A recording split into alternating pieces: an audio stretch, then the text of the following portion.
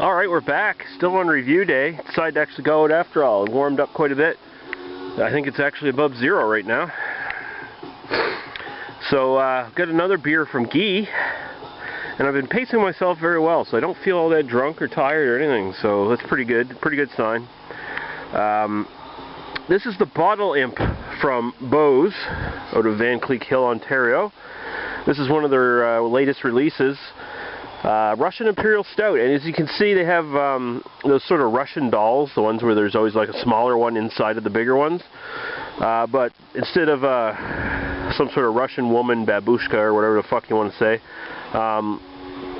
it's got an imp on it instead, so that's pretty cool. Label design. Beau's always bring the cool labels. It's part of their Pro-Am series number 9. It says extra strong beer, 9% alcohol by volume. So from Beau's All Natural Brewing Company. And they got their little descriptor in here. They say it's a coffee-infused Russian Imperial Stout. I don't want to know tasting notes. And the Bottle Imp was brewed in collaboration with David Thompson, winner of the 2012 Toronto Beer Week Homebrew Contest. 81 IBUs, 21.2 original gravity Plato, final gravity 5.5. It says serving glass snifter. Well, I'm close. I got a sort of a tulip snifter there, so tulip glass. So good enough. Alright, so we're going to open it up, see what we think of it, and we'll come back and review the Bottle Imp from Beau's. Alright, we're back with the Bottle Imp Russian Imperial Stout from Beau's. And man, that is dark.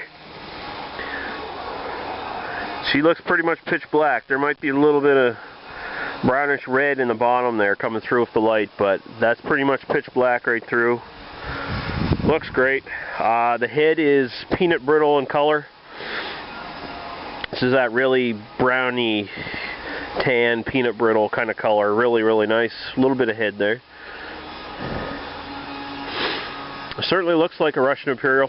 Looks like just about every one I've ever seen. Head almost looks slightly milkshakey, but not quite as thick and foamy as that, like say Saint Amboise Russian Imperial Stout. Here comes the black dog. Hey, big girl.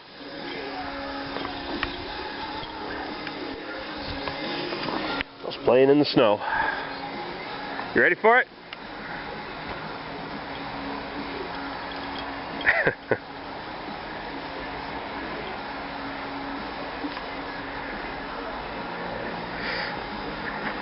She just likes running, sitting through the snow. She doesn't even want to play ball most of the time in this weather.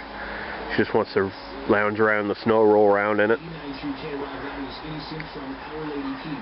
Alright, so she looks content to chew her ball a little bit. She'll probably be back to bug me as soon as she sees I've stopped paying attention to her. But, so yeah, looks the part. Let's see what the aroma's like. We'll tell the story of Tyler Doohan. Oh, wow.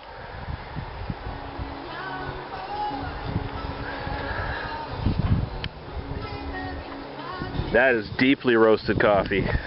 No kidding, coffee infused, man. The dominant note on that is coffee. Big coffee heavy. Let's go in for another little smell here.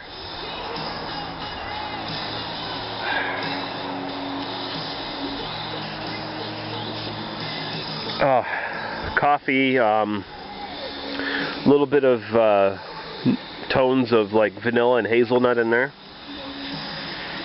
Very dry roast. It really does, like, you know, people say, oh, there's coffee notes to this and whatever. This straight up smells like coffee. Like walking by the fresh coffee grinders in a grocery store, or just having fresh ground coffee in the morning in your coffee maker or whatever. And it doesn't quite smell Colombian either, you know, not your standard everyday coffee. It smells a little deeper, like maybe a French roast or something along those lines. It's not mocha, it's not, you know, it doesn't have a big chocolate influence, and it's not espresso. It's not that deeply burnt roasted kind of coffee smell. It's just that really good premium, sort of like a French roast or something like that. Oh, very, very nice. It's not particularly complex on the nose. Like I said, there's a few notes there, but it's mostly just coffee dominated, and I have no problem with that. It smells very roasty, very good, and we're gonna go right to the taste. Cheers. Oh, wow. Holy fuck, man.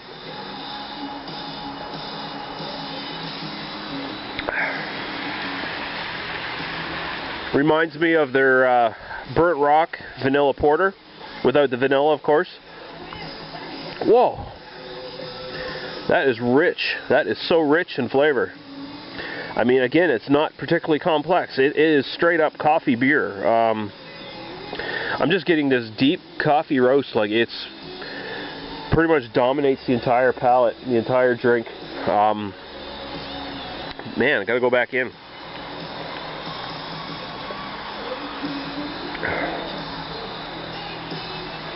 Getting a little nutty notes. Again, maybe a slight bit of hazelnut on the sides of the tongue, but for the most part, just deep, again, roasted coffee. To the point where, if you're not a coffee drinker, this is probably going to turn you off quite a bit, because it is seriously the difference between this and coffee. I don't know if you could pick it out, honestly. If someone gave you this in a glass, you might think it's cold coffee. Not your standard Tim Hortons stuff, but you know, cold coffee all the same. Throw the ball here for the dog while I ponder this a little bit more. Like I said, it reminds me of Burnt Rock without the vanilla. Also reminds me of their winter brewed beer, but much more intense. Run that ball over here, yo. What? You're just gonna stand there? Get over here. We're out here for exercise, you know.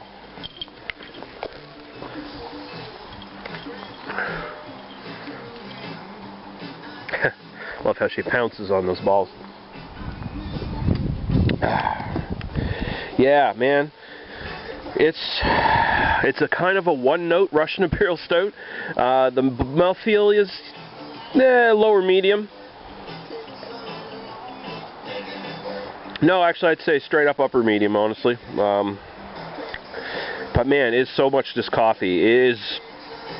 This might be the single-handedly the best one-note Russian Imperial Stout I've ever had. I mean, I like coffee. I like raw coffee taste. You know, I appreciate it. I like espresso and stuff like that. So this isn't as intense. You know, I don't find it off-putting or intense compared to what some people might. Because, you know, I drink espresso and stuff once in a while, so you know, you're really at the extremes when you get that far. So, man, it's almost like a breakfast beer. Have this instead of your coffee in the morning. I wouldn't suggest that if you were planning on doing anything that morning, of course, but man, there must be at least some caffeine in this. So,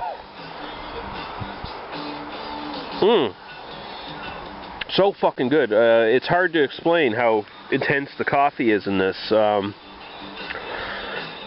And again, it just finishes this long, lingering roast, like you're chewing on coffee grounds, like the powdered, the really finely ground coffee. Man, oh man. Thank you, Guy. Yeah, I'm gonna go. If this had a little bit more complexity, like just, I mean, if there was anything else there, I might give it a perfect score. I might, you know, go, wow, amazing. But as it stands, it's pretty damn close to wow, amazing. I'm going to go 4.5 out of 5. I really, really like this. Like I said, if you're not really a big fan of coffee, you're probably not going to like this. In fact, you'll probably find it disgusting. But if you love coffee like I do, I think you're going to really appreciate this. And it's easy drinking as fuck. There is no hint of the 9% there at all. I don't feel any warming. I think I read briefly as I was scanning down the card something about a lingering warming or something like that. Nah, I don't really get that. Don't really get that at all. I don't detect the alcohol. Sorry there, guys. I got cut off. Batteries died, and it didn't even warn me. Weird. I was saying, the 9%, I don't taste it. I don't feel it. Very, very dangerous beer, as Guy would say. And absolutely fantastic. The best one-note Russian Imperial Stout I've ever had in my life. I don't know if you can honestly say it really fits the Russian Imperial Stout profile all that much, but hey, if that's what they're going to call it, that's what they're going to call it. It's a stout. It's big in alcohol. It's an Imperial Stout. So what are you going to do? Yeah, 4.5 out of 5. I love it. Nice to see Beau's back in top form with a beer, like I was alluding to earlier in another video, and perhaps in a few videos. Their quality seemed to have been going down a little bit lately. So it's really nice to see something this great come back again. Man, that's how you do a one-note beer. That's fantastic. Alright guys, we'll see you later. Bye-bye.